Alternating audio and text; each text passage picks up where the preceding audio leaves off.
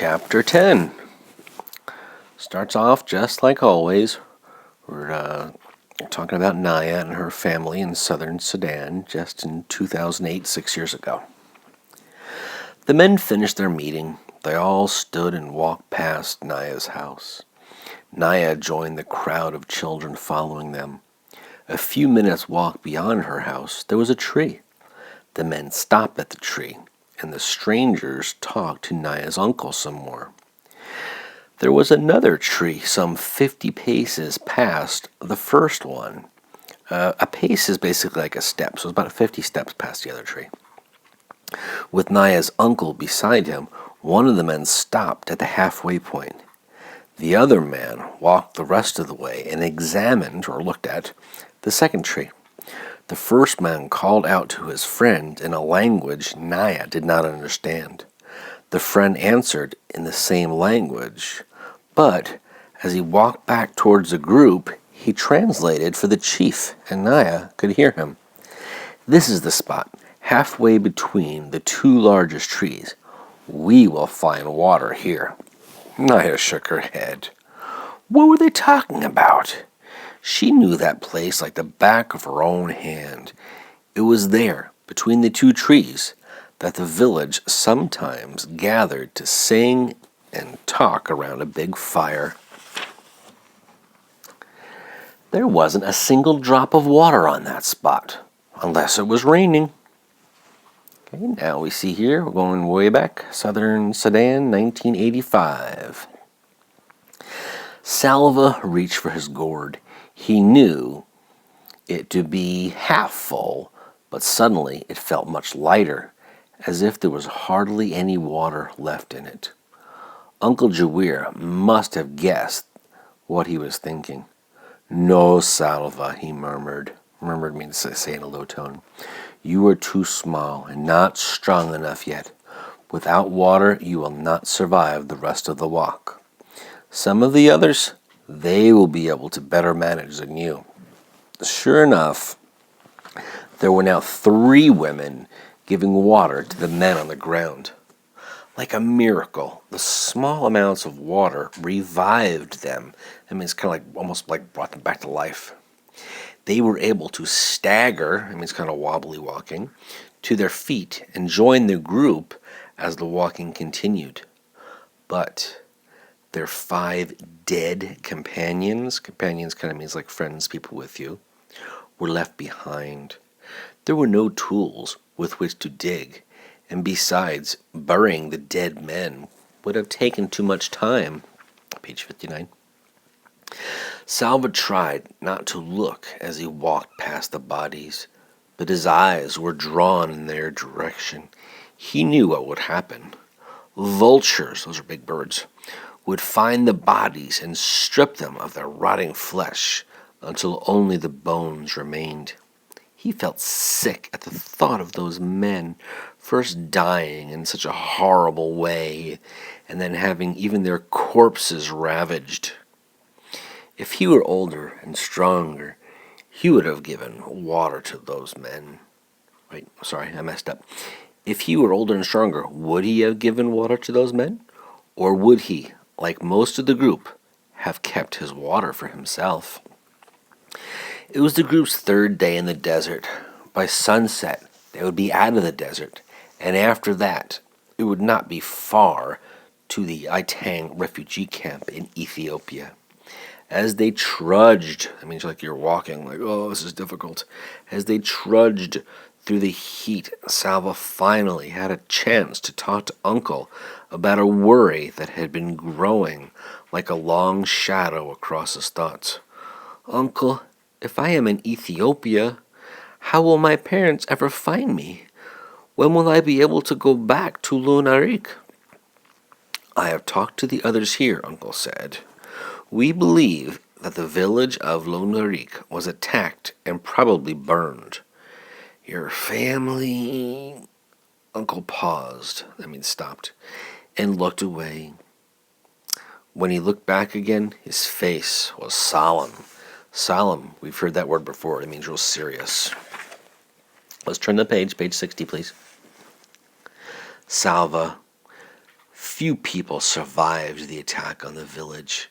Anyone still alive would have fled into the bush, and no one knows where they are now. Salva was silent for a moment. Then he said, "At least you will be there with me in Ethiopia." Uncle's voice was gentle. "No, Salva. I am going to take you to the refugee camp, but then I will return to Sudan to fight in the war." Salva stopped walking and grabbed, at Uncle's arm. "But, Uncle, I will have no one. Who will be my family?" Uncle gently loosened Salva's grip so he could take the boy's hand in his. "There will be many other people in the camp. You will become friends with some of them. You will make a kind of family there. They too will need people that they can depend on." Salva shook his head, unable to imagine what life would be like in the camp without Uncle. He squeezed Uncle's hand tightly. Uncle stood quietly and said nothing more. "He knows it'll be hard for me," Salva realized. He doesn't want me to leave. He does not want to leave me there, but he has to go back and fight for our people. I mustn't act like a baby. I must try to be strong." Salva swallowed hard. "Uncle, when you go back to Sudan, you might meet my parents somewhere. You could tell them where I am, or you could talk to those you meet and ask them where the people from Loon Arik are now." Uncle did not answer right away. Then he said, "Of course I will do that, nephew." Salva felt a tiny spark of hope. With Uncle looking for his family, there was a chance they might all be together again one day. No one in the group had eaten anything for 2 days. Their water was nearly gone. Only the vision of leaving the desert kept them moving through the heat and the dust. Early that afternoon, they came across the first evidence that the desert was receding. That means going away. A few stunted trees, stunted means short, near a shallow pool of muddy water. The water was unfit to drink, but a dead stork lay by the pond's edge. Immediately, the group began to make preparations to cook and eat the bird. Salva helped gather twigs for the fire. As the bird roasted, Salva could hardly keep his eyes off it.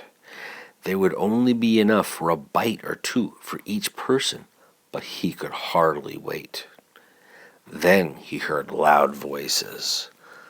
Along with the rest of let's turn to page 62, the rest of the group, he turned and saw 6 men coming toward them.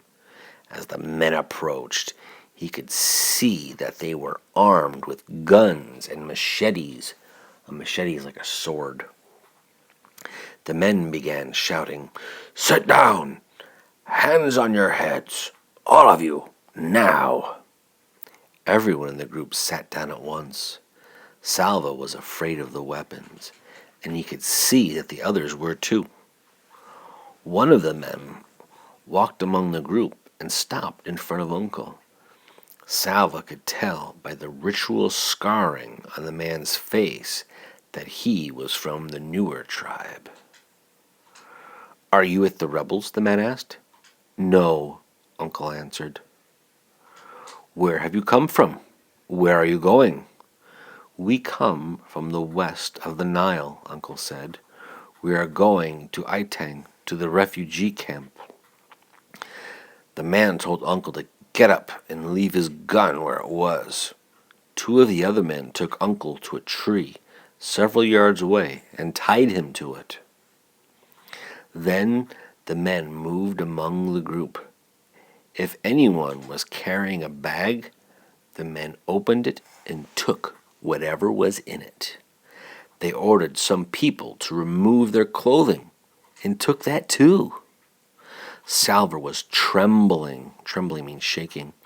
Even in the midst of his fear, he realized that For the first time on the trip, it was a good thing to be the youngest and smallest.